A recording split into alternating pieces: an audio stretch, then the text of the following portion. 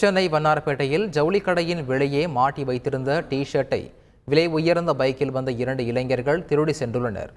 சிங்காரத்தோட்டம் பகுதியில் துணிக்கடை வைத்துள்ள கங்காதரன் விளம்பரத்திற்காக கடையின் வெளியே டி-ஷர்ட்டை மாட்டி வைத்துள்ளார்.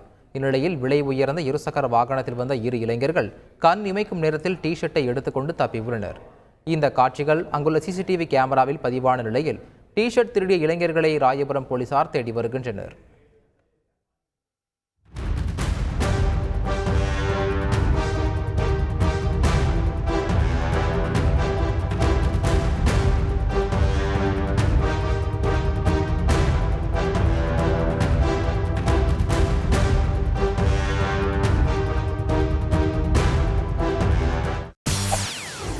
செய்திகளை உடனுக்குடன் தெரிந்து கொள்ள உடனே சப்ஸ்கிரைப் பண்ணுங்க.